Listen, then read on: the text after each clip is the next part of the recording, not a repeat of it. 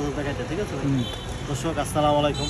আজকে আপনাদের দেখাবো একটা ইঞ্জিন আপনাদের যতটুকু বেসিক জানা দরকার, ঠিক আছে, আপনার রোডে বাইর করার আগে যেটা আপনার জানা দরকার, খুব সংক্ষেপে দেখাবো, বেশি সময় নেব না। প্রথমত আপনারা সকালে গাড়ি স্টার্ট করার আগে রেডিওটার পানি চেক দিবেন যে আপনার রেডিওটার পানি আছে কি না। সেটা আপনি এটা থেকে চেক না দিয়ে আপনার সরাসরি রিজার্ভ ট্যাঙ্কি থেকে চেক দেবেন।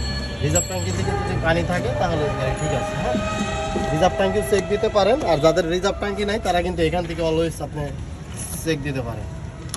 এই যে আপনারা দেখাচ্ছি যে আপনারা যারা চেক দিবেন তারা কিন্তু এটা কিন্তু যখন গরম থাকবে তখন কিন্তু খুলবেন না। এই যে পানি দেখাচ্ছে, যখন আপনার রেডিওটার যখন গরম থাকবে তখন দেখাবেন না। আচ্ছা গেল, মানে তখন খুলবেন না। তখন খুলতে গেলে এটা মনে করেন ওভার স্পিডে মানে আপনার অনেকেই করবে, ইঞ্জিন ঠান্ডা হওয়ার পরে আর কি খুলবেন, ঠিক আছে। তারপরে আপনি চেক দেবেন যে আপনার গাড়ির মোবিল আছে কিনা। হ্যাঁ, মোবিল আপনার থাকতে হবে, এই যে ইঞ্জিন অয়েল, হ্যাঁ, এটা চেক দিবেন। এটা আপনার থাকতে হবে এফ পর্যন্ত, এটা কিন্তু শর্ট আছে, এফ পর্যন্ত থাকতে হবে। এফ পর্যন্ত থাকলে আপনার যেহেতু এটা ভিভিটি ইঞ্জিন 3.5 লিটার মোবিল লাগবে, ঠিক আছে। 3.5 লিটার মোবিলের ভিতরে আপনার পুরো ইঞ্জিনের যতটুকু দরকার ততটুকুই থাকবে, ঠিক আছে। আপনি 3.5 লিটার মোবিল দিলে পুরো ইঞ্জিন যখন ডাউন দিবেন আর মোবিল চেঞ্জ করবেন 3000 মাইলেজ চলার পরে, ঠিক আছে। আপনি যখন মোবিলটা কিনবেন সেই মোবিল মানে যে দোকান থেকে কিনবেন তাকে জিজ্ঞাসা করবেন যেটা কয় হাজার মাইলেজ চলার পরে চেঞ্জ করতে হবে, ঠিক আছে।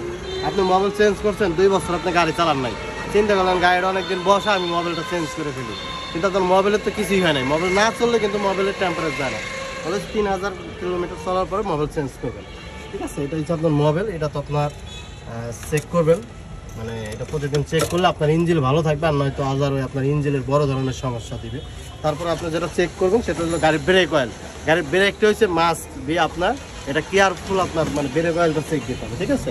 এই যে আমরা খুলতেছি, ঠিক আছে, মাস্টার সিলিন্ডার ব্রেক অয়েল, এটা কিন্তু ব্রেক অয়েল আছে, যে দেখতেছেন কালো যেটা, এটা হচ্ছে ব্রেক অয়েল আছে। এখানে যখন ব্রেক অয়েল না থাকবে তখন কিন্তু আপনার ব্রেকটা মিসফায়ার করবে, ঠিক আছে। আপনি ব্রেক করবেন যখন ওই যে অটো গাড়ি কিন্তু ব্রেক যদি ফেল হয়ে যায় তখন কিন্তু আর আপনি চাইলেও ব্রেক করতে পারবেন না। সেই ক্ষেত্রে আপনি একটা উপায় গাড়িতে থামাইতে পারবেন, সেটা হলো হ্যান্ড ব্রেক দিয়ে। কিন্তু হ্যান্ড ব্রেকটা করতে হলে খুব আস্তে আস্তে, কারণ ওটা একটা তারের সাহায্যে ব্রেক হয়, তো অলওয়েজ হ্যান্ড ব্রেকটা আস্তে আস্তে করবেন। আচ্ছা, এটা গেল হচ্ছে আপনার ব্রেক অয়েল, হ্যাঁ। তারপর আপনি যেটা করবেন সেটা হলো গাড়ির পাওয়ার অয়েলটা চেক দেবেন। যদি স্টার্টিং অনেক সময় হার্ড হয়ে যায়, ঘোরাইতে আপনার কষ্ট হয় বা ঘোরানোর সময় চু চু একটা আওয়াজ হয়, সেই ক্ষেত্রে আপনার পাওয়ার অয়েল যদি না থাকে সেই ক্ষেত্রে হবে। এটা হচ্ছে পাওয়ার অয়েল, এই যে পাওয়ার অয়েল কিন্তু আছে এই পর্যন্ত, ঠিক আছে। পাওয়ার অয়েলের কাজটা হচ্ছে স্টারিংটা ইজিভাবে ঘোরানো, ঠিক আছে। পাওয়ার অয়েলের সাথে স্টারিং বক্সের সংযোগ, এটা যদি পাওয়ার অয়েল না থাকে আপনার স্টারিং হার্ড হয়ে যাবে। আচ্ছা কেন এটা, তারপর আপনি যেটা চেক দেবেন, ঠিক আছে, আপনার হলো গিয়ার অয়েলটাও আপনি চেক দিবেন। যে গিয়ার অয়েলটাও কিন্তু খুব গুরুত্বপূর্ণ। ধরেন আপনি গিয়ারে ফেলাইছেন, গাড়ি ভাগতেছে না, সেই ক্ষেত্রে আপনার গিয়ার অয়েলটা চেক দিতে হবে, বুঝছেন। এটা হচ্ছে আপনার গিয়ার অয়েল, এক এক গাড়ি এক এক জায়গায় থাকে। এই গাড়ি এখানে সিস্টেম, অন্য গাড়ি ওখানে থাকতে পারে, ঠিক আছে। আপনার এই যে গিয়ার অয়েলের কিন্তু এই যে মানে তো আছে, এই যে HOT, ঠিক আছে, এই পর্যন্ত আপনার থাকবে গাড়ির এই পর্যন্ত, ঠিক আছে। তো এই পর্যন্ত আপনার যদি গিয়ার অয়েল রাখতে চান তাহলে আপনার 4 লিটারের মতো গিয়ার অয়েল লাগবে। 4 লিটার গিয়ার অয়েল দিলে এই গিয়ার মানে বক্সে ঠিক হবে, ঠিক আছে। এই গিয়ার অয়েল চেক না দেওয়ার কারণে কিন্তু এই গাড়ির গিয়ার বক্স চলে গেছে, বুঝছেন। আমরা কিন্তু কিছুদিন আগেই এই গাড়ির গিয়ার বক্স লাগাইছি রিকন্ডিশন, তো জানেন একটা গিয়ার বক্সের দাম প্রায় 70 থেকে 80,000 টাকা, মানে এই গাড়ির গিয়ার বক্স। আর অন্য গাড়ির তো আলাদা, মানে 1 লাখ 1.5 লাখ।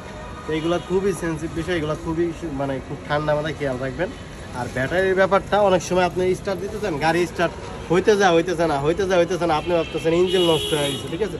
অনেক সময় আপনার ব্যাটারির জন্য স্টার্ট হবে না।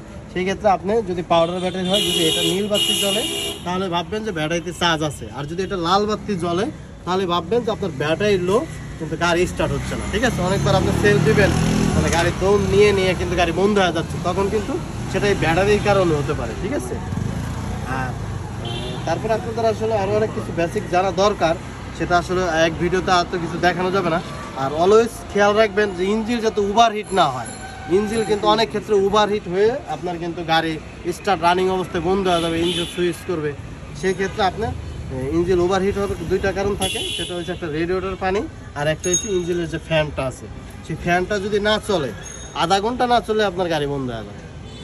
কারণ এটা কিন্তু আধা ঘন্টা না চলে আপনার ইঞ্জিন ওভারহিট হয়ে যায়, বন্ধ হয়ে যাবে। তখন আপনি ড্যাশবোর্ডে খেয়াল রাখবেন, গাড়ি যখন আপনি লং ড্রাইভ করবেন বা যখন ড্রাইভ করবেন তখন ড্যাশবোর্ডের দিকে খেয়াল রাখবেন যে আপনার ইঞ্জিন হিট হয়েছে কি না।